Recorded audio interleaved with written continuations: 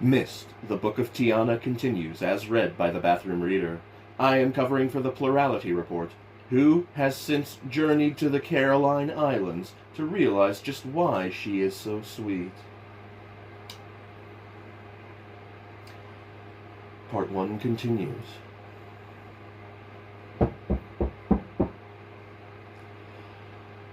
The moon was a pale circle in the star-spattered darkness of the desert sky.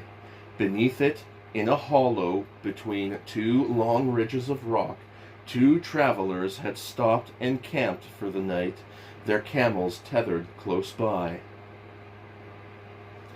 It was cool after the day's excessive heat, and the two men sat side by side on a narrow ridge of rock, thick sheepskins draped over their shoulders, sheepskins that had been taken from the great leather saddles that rested on the ground just beneath them. They were traders out of Tajinar, heading south for the markets of Jamaranir. It had been silent, such a perfect silence as only the desert knows, but now into that silence came the faintest sound, so faint at first that each of the travelers kept quiet, thinking they had imagined it. But then the sound increased, became a presence in the surrounding air. The ground was gently vibrating. The two men stood, looking about them in astonishment. The noise intensified, became a kind of hum. Suddenly there was a clear, pure note in the air, like the noise of a great trumpet sounding in the depths below. Hurrying over to the edge of the rocky outcrop, they stared in wonder. Out there, not 100 feet from where they stood, the sand was in movement, a great circle of it trembling violently as if it were being shaken in a giant sieve. Slowly, a great hoop of sand and rock lifted, as if it were being drawn up into the sky. At the same time, the strange unearthly note rose in intensity, filling the desert air, then ceased abruptly. At once the sand dropped, forming a massive circle where it fell. The two men stared a moment longer, then, as one, dropped onto their hands and knees, their heads touching the rock. "Allah preserve us!" they wailed. "Allah keep us and comfort us!" From the camp behind them, the sound of the camels' fearful braying filled the desert night.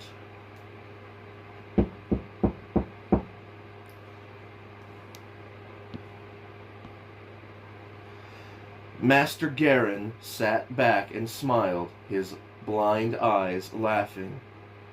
"Perfect," he said, looking to where Master Tolanus stood. "I intensified the soundings, gave the thing a real blast this time, and it worked. We have clear rock all the way to the surface." Tolanus, who had been waiting tensely for Garin's analysis of the sounding, let out a great sigh of relief. "Are you saying this is it, Master Garin?" Garin nodded. "We shall need to cut test holes naturally, but I would say that this was the perfect site for the shaft." "Excellent," Tolanus grinned. For 3 months they had pressed on, burrowing patiently through the rock, looking for such a site. Now they had it. "I should warn you," Garin said, his natural caution resurfacing. "There is a large cave off to one side of the proposed excavation, but that should not affect us. It is some way off. Besides, we shall be making our shaft next to it, not under it." "Good," Tolanus said. "Then I shall inform the council at once. We can get started excavating the footings. That should take us a month at least." "Oh, at least," Garin agreed, and the two old friends laughed. "At last," Tolanus said, placing a hand on Garin's shoulder and squeezing it gently. "I was beginning to think I would never see the day." "Nor I," Garin agreed, his blind eyes staring up into Tolanus' face. "Nor I." The preparations were extensive. First, they had to excavate a massive chamber beneath where the shaft was to be. It was a job the two excavators were not really suited to, and though they began the work by making 2 long curving tunnels on the perimeter, heavier cutting equipment was swiftly brought up from Donny to carry out this task.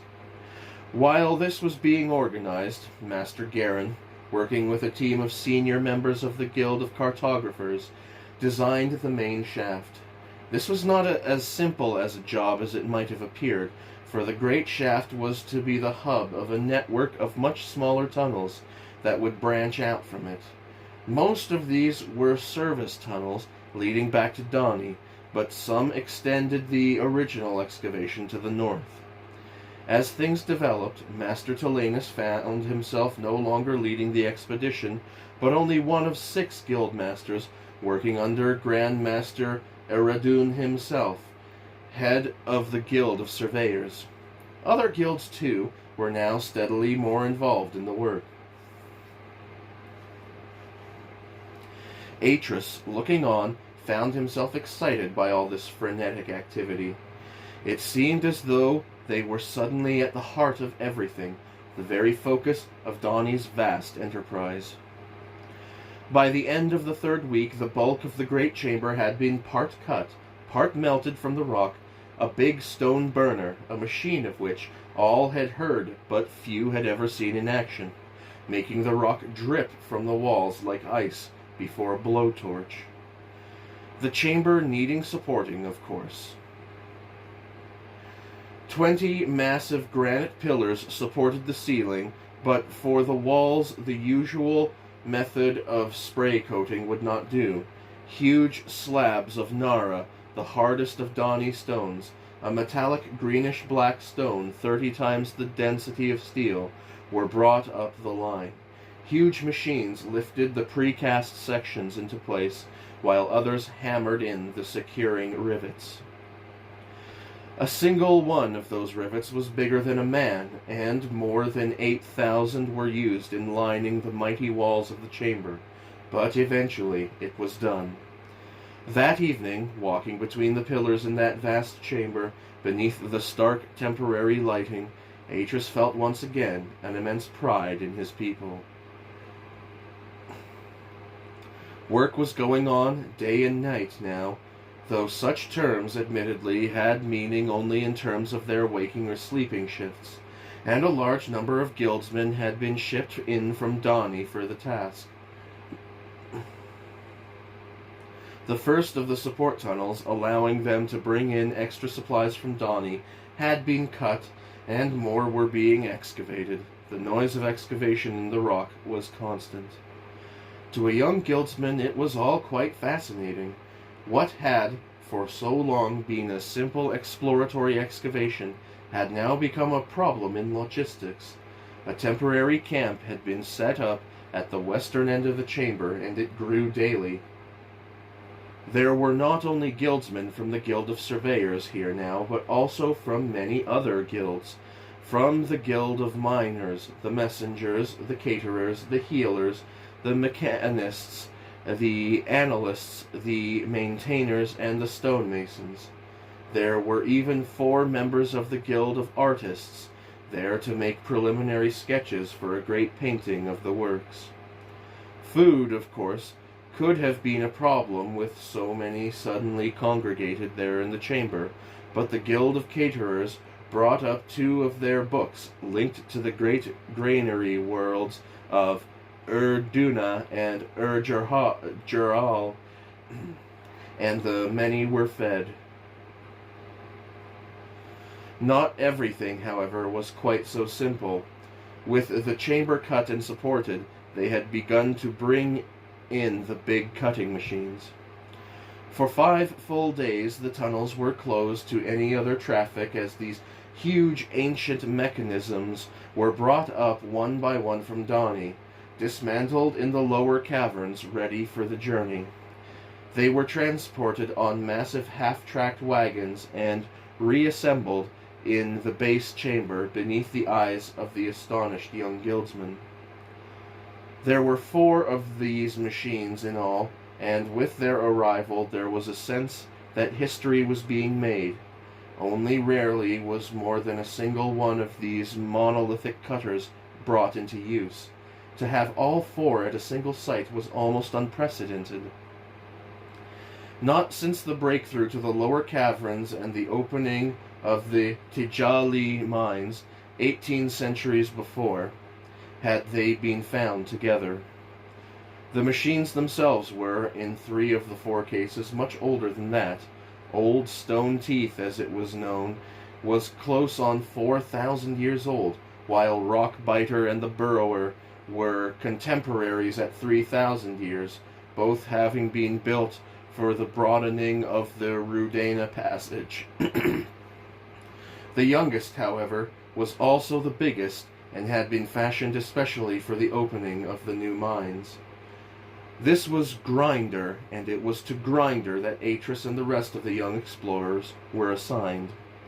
Grinder arrived in stages. First to arrive was the operations cabin, the brain of the beast, itself 4 times the size of one of the excavators. Yet this, as it turned out, was the least impressive of its parts, at least physically.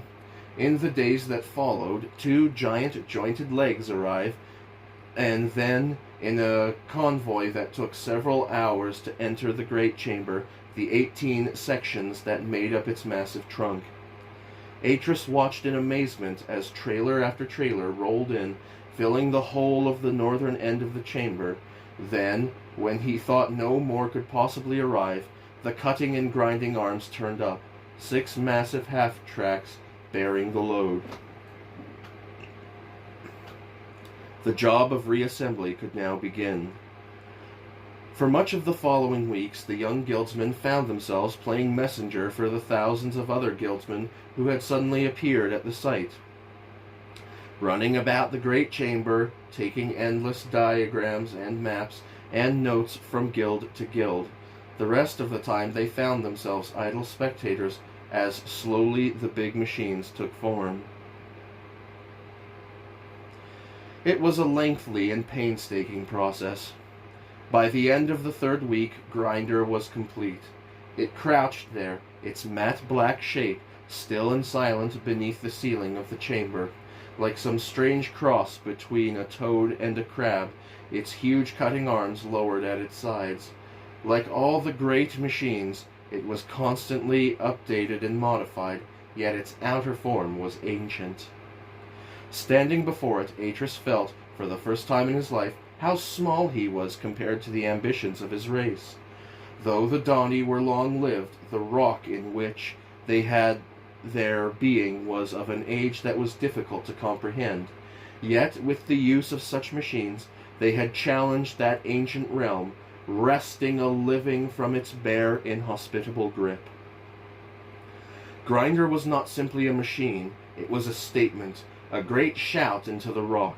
This was Dani. Small, temporary creatures they might be, yet their defiance was godlike. Turning from it, Atris walked out across that vast paved floor, stepping between the massive pillars that stretched up into the darkness, then stopped, looking about him. Grinder lay behind him now. The Burrower and Rockbiter lay to his left. Like huge black scarabs, ahead of him was the dull red shape of Old Stone Teeth, squatting like a mantis between the pillars and the ceiling. As a child, he had had an illustrated book about Old Stone Teeth, and he could vividly recall the pictures of the great machine as it leaned into the rock, powdered rock spraying from the great vent underneath it into a succession of trailers. And now, as an adult, he stood before it. Atris nodded to himself. It was only when you were up close to such machines that you could appreciate their true size and power. No illustration could possibly do justice to such machines. They were truly awesome. That night, Atris barely slept. Soon it would begin, and he would live to see it. This was a tale to tell one's children, and one's children's children. How, in the days of old, his people had cut their way up from the depths, and made a great shaft that had reached up from the darkness to the light. The next morning, Atris was up early, keen to start, but his masters were, as ever, in no hurry. There were test boreholes to be drilled, and rock analyses to be made. For the next few days, the Guild of Analysts took over, their temporary laboratories filling the center of the chamber, their samplers, a dozen small bullet-shaped autonomous drilling machines, boring their way into the rock overhead. For Atris, the next few weeks were pure frustration. Much was done, yet there was still no word of when the main excavation would begin. Letters from home spoke of the excitement throughout Donny, yet his own had waned, and he was not alone in feeling thus. Returning to the excavator after a day of running messages, Atris was about to pass the guildmaster's cabin when he noted Tilanus seated at his desk, his head slumped forward, covered by his hands. A single sheet of paper was on the desk before him. "Master, are you unwell?" Tilanus looked up. He seemed tired, his eyes glazed and dull. "Come in and close the door, Atris." Atris did as he was told. "Now take a seat." Atris sat, concern growing in him. Tilanus was looking at him now. "To answer your question, Atris, no. I am not unwell, at least, not physically. But to be true to the spirit of your question, yes. I feel an inner fatigue. A sense of disappointment?" Tilanus' smile was weary. I thought it would not concern me, Atris. I knew that at some stage the whole thing might be taken from my hands. After all, we are but servants of the council. Yet I had not expected to feel so useless, so peripheral to events. Great things are happening, Atris. I had hoped, well, that perhaps it would be we few who would be the ones to make the breakthrough. Atris stared at the guildmaster in astonishment. He had not even suspected that Tilanus felt this way. It seems we were merely the pathfinders, Atris.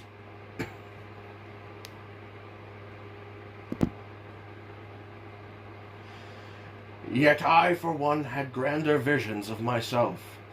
Yes, and of you crewmen, too. I saw us as explorers.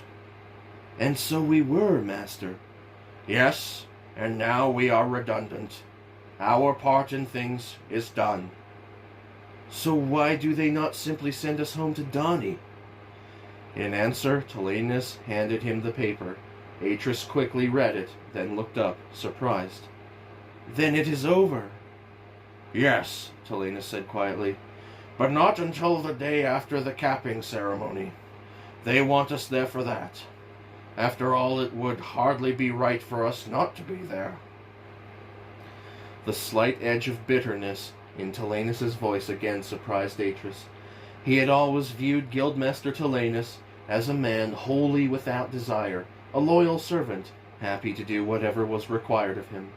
This tiny fit of pique, if pique it was, seemed uncharacteristic, yet Tilanus clearly felt hurt at being brushed aside.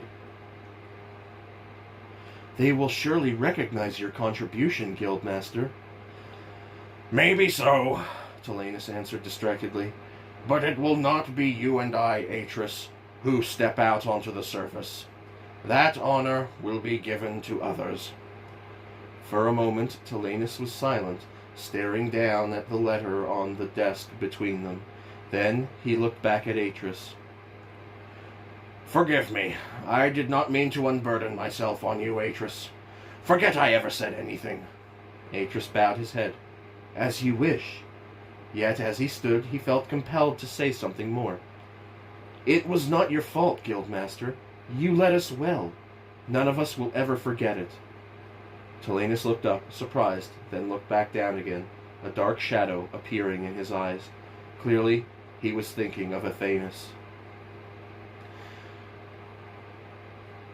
The excavation begins tomorrow. The capping ceremony will take place a week from now. Use the time well, Atris. Observe what you may. It may be some time before you return here.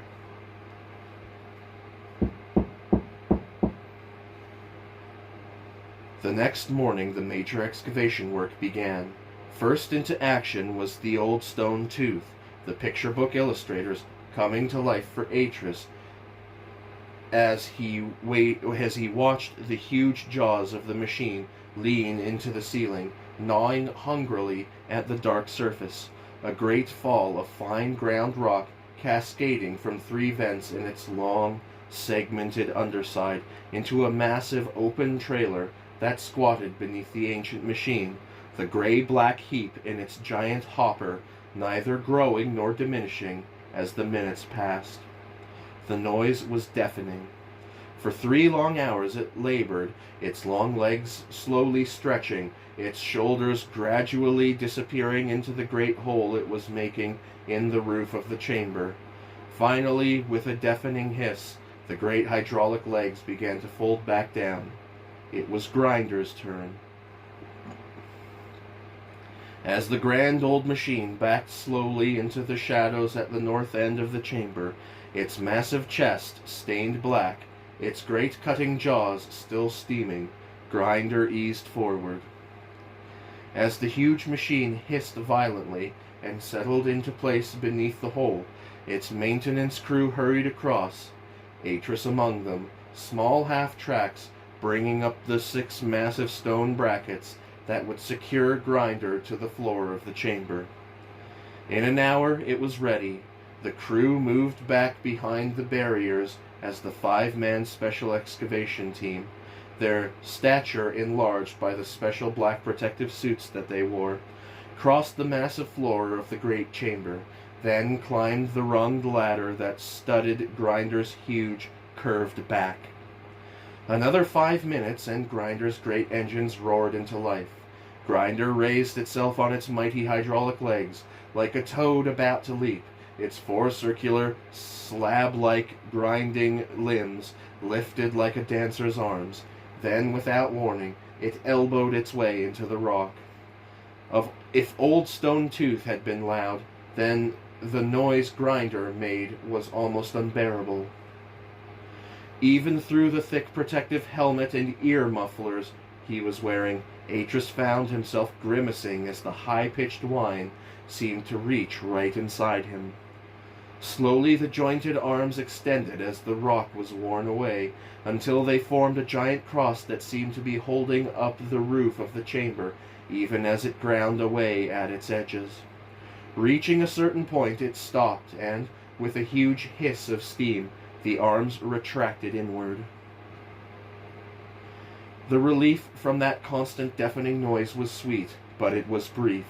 In less than a minute it started up again as Grinder lifted slightly, repositioning its limbs, then began to cut another step just above the one it had already made. And so it went on until the great hole old stone tooth had made had been extended to form a massive vault. Not that it was finished even then. There was a great deal more rock to be cut from the walls before the shaft could be clad with nara and supported with cross struts. Before Rockbiter and the Burrower were brought in, they had first to build a platform 2/3 of the way up the partly completed shaft. Once that was in place, old stone tooth and Grinder would be lifted up onto it by means of massive winches. And then it would begin again, the 2 main excavating machines taking turns carving out the main channel, while below them the 2 slightly smaller machines finished the job they had begun, polishing the shaft walls and cutting the steps that would spiral up the walls of the giant well. As guildsmen from the Guild of Engineers moved into place, ready to construct the platform, the young surveyors began to drift away, their part in things finished for a time. Atris was the last to go, looking back over his shoulder as he went. Their camp was a long way down the line, and walking back through node after node crammed with guild tents and equipment, past endless troops of guildsmen coming up from Donny, and units of the city guard, whose job it was to keep the traffic flowing down the tunnels, Atris found himself sharing Master Tilanus's feeling of disappointment that things had been taken from their hands. In the face of such awesome preparations, he saw now just how peripheral they really were to all of this. Yes, and in 6 days they would be gone from here. Atris sighed. His fellow surveyors were now some way ahead of him. The murmur of their talk, their brief but cheerful laughter, drifted back to him down the tunnel. They, he knew, were keen to go home. Whether it was they or someone else who made the breakthrough to the surface did not trouble them, at least not as it troubled Master Tilanus and himself. Yet Master Tilanus was right. One ought to finish what one had begun. It seemed only fitting, and though their whole culture was one of finely drawn guild demarcations and task specialization, there had to be some areas in which pure individual endeavor survived, and if not in the Guild of Surveyors, then where else? Stepping out under the node gate and onto the platform where their camp was situated, Atris looked across at the excavators where they were parked against the north wall and smiled fondly. He was almost of a mind to ask to serve on an excavator crew again. That was, if there were to be any new explorations after this. Seeing Atris, Master Tilanus summoned him across, then quickly took him into his cabin. He seemed strangely excited. Atris, he said even before Atris had the chance to take his seat, I have news that will cheer you greatly. The Council have reconsidered their decision. They have permitted a small contingent from the exploration team to accompany the maintainers for the breakthrough. Atris grinned broadly. Then we shall get to finish the job. Tilanus nodded. I have chosen 6 guildsmen to accompany me. You, of course, shall be among their number. Atris bowed his head. I do not know how to thank you, Guildmaster. Oh, do not thank me, Atris. Thank your friend Veovis. It seems it was his intervention that swayed them to reconsider. Veovis? Atris shook his head in amazement. He had written to Veovis weeks back, thanking him for the gifts, but there had been nothing in his letter about the Council's decision. I do not understand. Tilanus sat, then took a letter from the side of his desk and handed it to Atris. It appears that your friend and benefactor, Veovis, has been an active member of the Council these past 2 months since his father's illness. It seems that he has the ear of several of the older members. His suggestion that a token body of men from the Guild of Surveyors should be included was apparently unopposed. Tilanus smiled. It seems we have much to thank him for. I shall write again to him and thank him, Master. There is no need for that, Tilanus said, taking the letter back. Veovis will be here in person 6 days from now. Indeed, we are to be honored by the presence of the full council for the capping ceremony. I am told that every last cook in Donny has been engaged to prepare for the feast. It should be some occasion, and all from the seed of our little venture.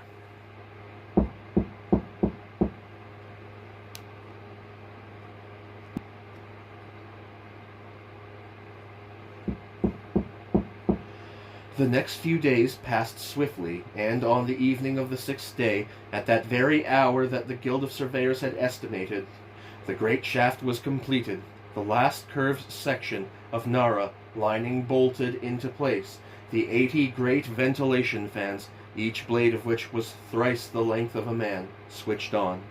It was an awesome sight. Standing on the floor of the great chamber, Atris felt a tiny thrill ripple through him. The great floor stretched away on all sides, its granite base paved now in marble, a giant mosaic depicting the city of Donny at its center, the whole surrounded by a mosaic hoop of bright blue rock that was meant to symbolize the outer world that surrounded their haven in the rock. Yet, marvelous as it was, the eyes did not dwell on that, but were drawn upward by the great circle of the walls that climbed vertiginously on every side, the spiral of steps, like a black thread, winding its way toward the distant heights. Atris turned full circle, his mouth fallen open. It was said that some 20,000 fire marbles had been set into the walls. Each had been placed within a delicately sprung lamp that was agitated by the movement of fans. As the great blades turned, the fire marbles glowed with a fierce, pure light that filled the great well. He lowered his eyes and looked across. Already the Guild of Caterers was hard at work. Whole troops of uniformed guildsmen carried into the chamber massive wooden tables that would seat 20 men to a side, while others tended the ovens that had been set up all along the southern wall, preparing for the great feast that would take place the next day. Old Stone Tooth had been dismantled and shipped back down the line to Donny 2 days back. Grinder had followed a day later. While the guildsmen set up the tables and began constructing the massive frames that would surround the central area where the feast was to be held, members of the Guild of Miners were busy dismantling Rockbiter and the Burrower on the far side of the great chamber. By tomorrow they too would be gone. Atris, freed from all official duties, spent his time wandering on the periphery of all this activity, watching what was happening and noting his observations in his notebook. He was watching a half-track arrive, laden high with fine linen and chairs, when 2 strangers approached.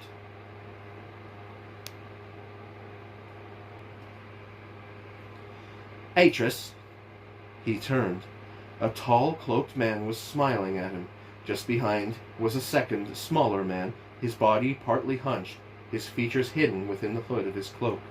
"Forgive me," said the taller of the 2, "but are you Atris? No? I am Veovis. I am pleased to meet you again after all these years." Veovis was a head taller than Atris remembered him, and broad at the shoulder. His face was handsome, but in a rather stark and monumental manner, in that he was very much his father's son. As Atris shook the young lord's hand, he was surprised by the smile on Veovis's lips, the unguarded look in his eyes. This seemed a very different person from the one he'd known at school all those years ago. "Lord Veovis," he said, stowing his notebook away, "it seems I have much to thank you for." "And Donny has much to thank you for," Veovis smiled. "You and your fellow guildsmen, of course." He turned slightly, introducing his companion, who had now thrown back his hood. "This is my friend and chief advisor, Lianis. It was Lianis who first brought your papers on pyroclastic deposits to my attention." Atris looked to Lianis and nodded, surprised to find so ancient a fellow as Veovis's assistant. "Lianis was my father's advisor, and his father's before him. When my father fell ill, it was decided that I should keep him on as my advisor, so that I might benefit from his experience and wisdom." Veovis smiled. "And unfortunately so, for he has kept me from many an error that my youth might otherwise have led me to." Atris nodded, then looked to Lianis.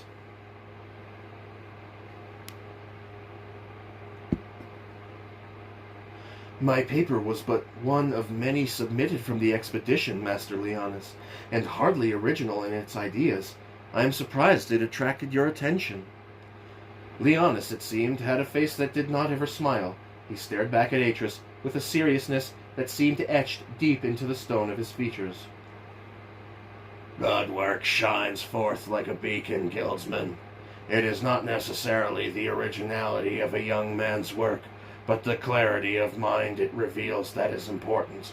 I merely marked a seriousness of intent in your writings, and commented upon it to the young lord's father.